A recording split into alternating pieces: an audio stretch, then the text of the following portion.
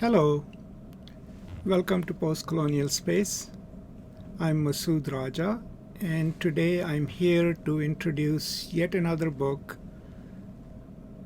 in my series on postcolonial fiction.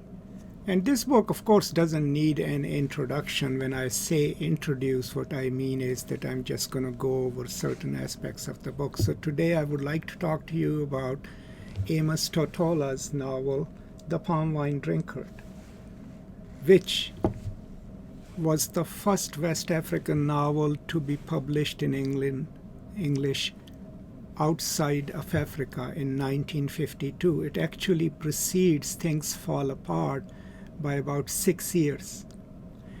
And I would say this is a novel that was already ahead of its time because it's doing things to English language which later would become a style in post-colonial writing for authors like, Salman Rushdie and others who kind of bend English language to their use, right?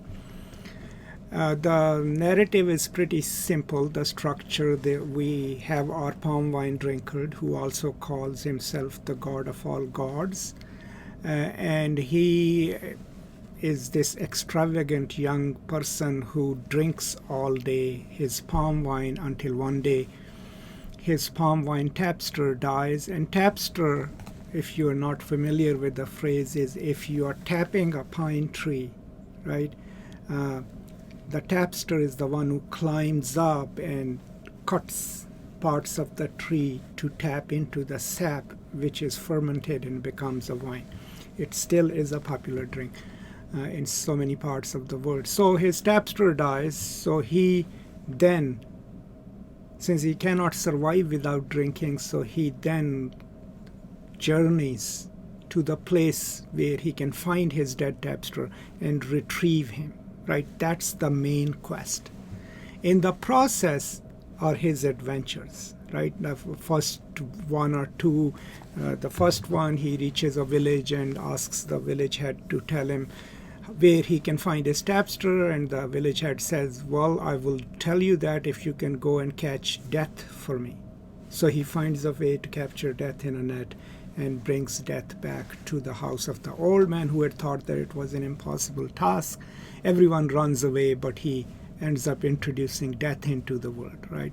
And then in the next phase, he goes and rescues a village elder's daughter from these creatures who are just mere skulls, right?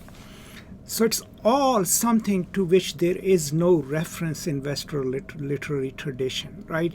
And Amos Tutuola, of course, is relying on Yoruba folktales, right? So the novel is a wonderful rendition of the Yoruba folktales in English language, but the language itself, when you read it, he makes it his own. He breaks it apart, right? This is not English language that your typical people like V.S. Naipaul and others would prefer, or even Achebe. This is he making English language work for him to carry the burden of his stories, right?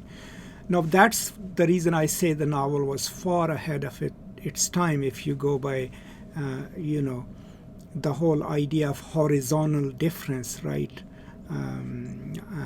Hans Robert Joss has that concept, right? When works are produced at a time when the criticism has not caught up with them, right? So they either find the novels not of good quality or they don't get those stories. This is what happened to this novel, because from African side, the criticism was, oh, here you go again making us look stupid with your stupid English, right?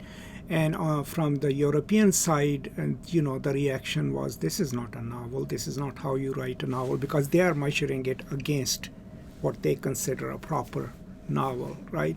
On the other hand, the African audiences who were opposed to the novel, a lot of people loved the novels and his other stories, are basically conscious that there is already a stereotype of African English and African storytelling in the Europe, and you are kind of concretizing that.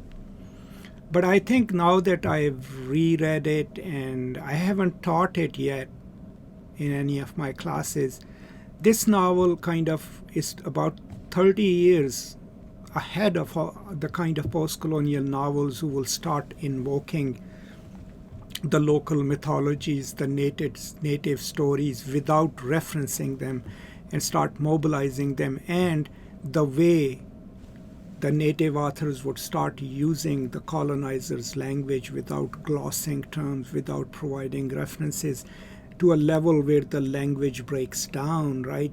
And even though it is English, it has a defamiliarizing effect. So the novel does that.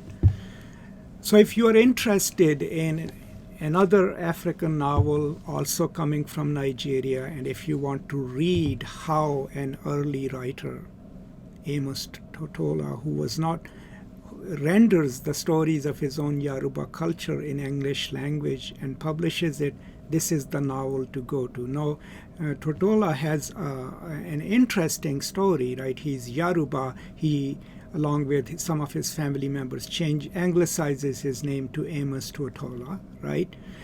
He only had formal education until 6th grade, right?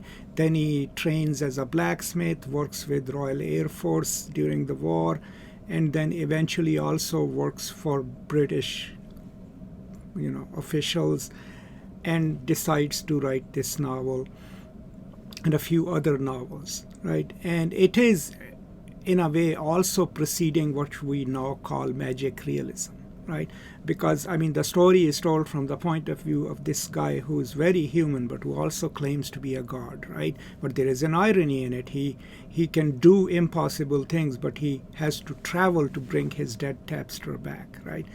And so that's what makes the story really interesting. Within the story, of course, as he goes on different adventures or sent on, there are a lot of cautionary tales as well. Okay, what happens to a daughter who refuses to marry, things like that. So read for those. But also, I highly recommend this book to anyone who wants to study what happens when the native writers from the former colonies choose the colonial language to write their stories, but do not follow the formalistic structures of the genre, the novel, and don't care to actually write in proper English, right? So what emerges is a different kind of English and a different kind of storytelling, right? And that's crucial. The novel also kind of defies certain theoretical claims by post-colonial theorists. Fanon and Ngugi come to my mind, who both kind of suggest that there are 3 stages of native writing under colonialism, and the first stage is always the native writers mastering the languages of their masters, and then trying to produce stories in them that are meant to impress the colonizers that we are capable of learning your language and your genres of writing, and here is our proof. This completely defies that. It precedes things fall apart, even Flora Nwapa's Ifuru, right?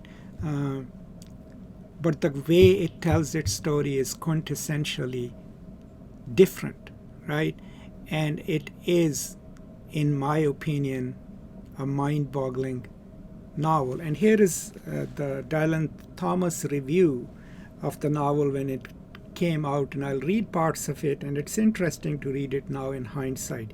This is the brief, thronged, grisly, and bewitching story written in young English by a West African about the journey of an expert and devoted Palm-Wine Drinkard through a nightmare of indescribable adventures. From the age of 10, he drank 225 kegs a day and wished to do nothing else. It was just what the witch doctor ordered. So already in this review, even though Thomas likes the novel, there are 2 stereotypes about Africa being invoked, right? One is that this is young English, which presupposes that somehow the English is childlike and we should forgive that. And there is no intention here or no suggestion here that, hey, Tutuola has the right to do to English language what English authors have always maintained, And the defense of Amos Tutuola comes from different places, and one of them is, you have no problem when Joyce plays with the language, right? But you have a problem when someone from Africa plays with English language. So that's one review, and the second stereotype that's invoked is that is what the witch doctor ordered. There is no reference to a witch doctor in that part of his life. No one has ordered him to drink palm wine. He just likes to drink palm wine.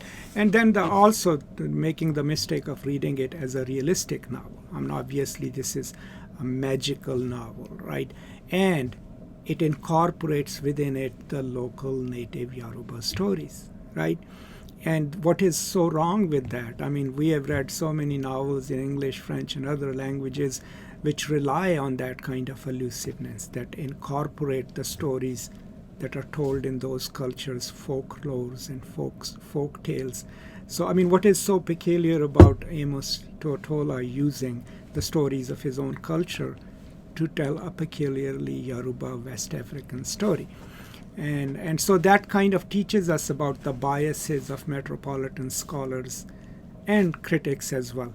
And so this novel, in so many ways, still challenges the Eurocentric assumptions that people have about genre, about writing, about storytelling, and how Eurocentric those are. That's what is at stake. So I highly recommend the Palm-Wine Drinkard. Please read it carefully, enjoy it. It's a fun read. And if you get a chance, teach it, right? You will get a chance to teach the first West African novel published in English outside of Africa, but also a novel that quintessentially is African in its allusions, in its form, in its way of storytelling, and in its English.